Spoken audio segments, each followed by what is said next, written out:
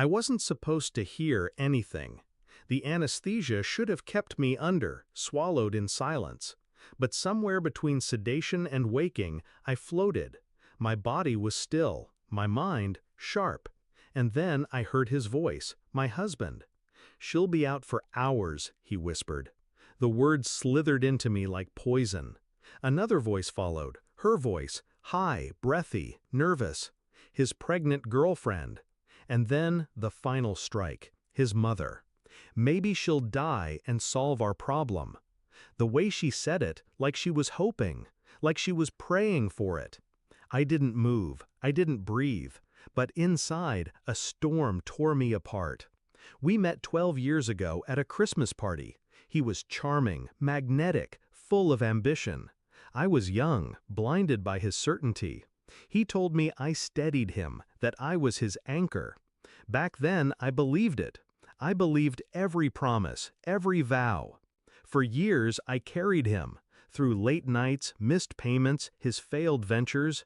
I was there, paying bills, cooking dinners, cleaning blood off the bathroom sink after one of his drunken rages. He always apologized after, always swore I was everything to him. And I wanted to believe love was enough, but love doesn't erase the truth. The truth hides in shadows, in little mistakes, in whispers left behind.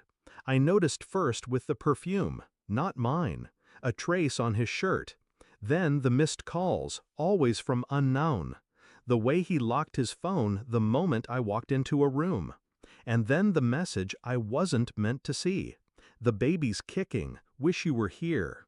I remember staring at the screen, numb, my pulse steady, no tears, no rage, just clarity. That's when my love for him died. The surgery came weeks later, a routine procedure, nothing life-threatening. But lying there, drifting between worlds, I realized fate had handed me something rare, proof, unfiltered, raw. They had outed themselves, and I was awake for it. When I finally woke up, I kept my eyes closed longer than I should have. I let the nurses whisper, let them trade glances. They had heard too, and unlike my husband, they had hearts. By the time I opened my eyes, the plan was already forming. I didn't scream, I didn't confront him. That's what he expected. Drama, tears, weakness. Instead, I smiled at him, kissed his cheek, thanked his mother for visiting. I even asked the girlfriend if she was eating enough. The act was flawless. Behind the curtain, I was moving quietly, strategically. The nurses helped. They had seen enough affairs, enough betrayals to know which side justice lived on. Every phone call my husband made from that room, recorded.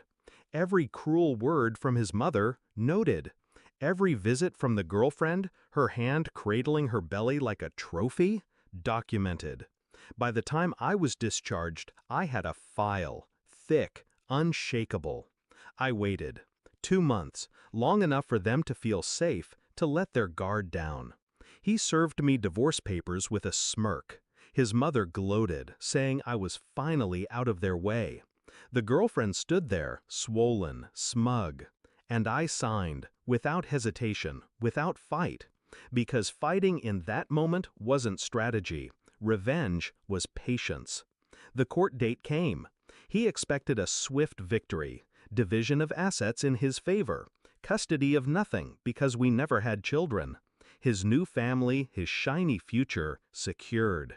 But when my lawyer stood and handed the judge the file, I watched his smirk fade. The recordings played, his voice, her voice, his mother's voice, hoping I would die. The judge's face hardened with every word. The photographs surfaced, him sneaking her into my hospital room, violating hospital policy, violating me. The medical staff testified, calm, professional, brutal. And the piece de resistance, the clause in our prenup that he forgot I wrote myself. Infidelity voided every right he had to my money, my assets, my home. The empire he thought he was stealing slipped through his fingers in minutes. The judge ruled in my favor. Assets, mine. Alimony, from him. his reputation publicly shredded. The girlfriend's face twisted when she realized what she'd signed up for.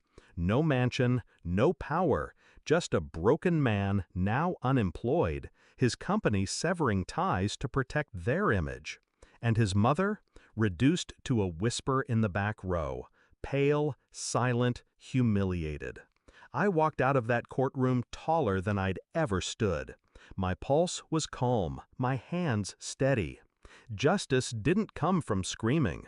It came from silence, from patience, from letting them believe I was weak while I sharpened the knife behind my back.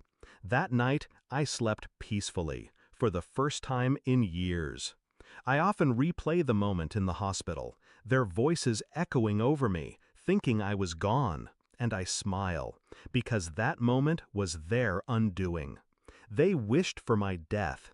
Instead, I buried them alive, in truth, in shame, in the ruins of their own arrogance. And that's the thing about betrayal. It doesn't break me anymore. It fuels me. Because while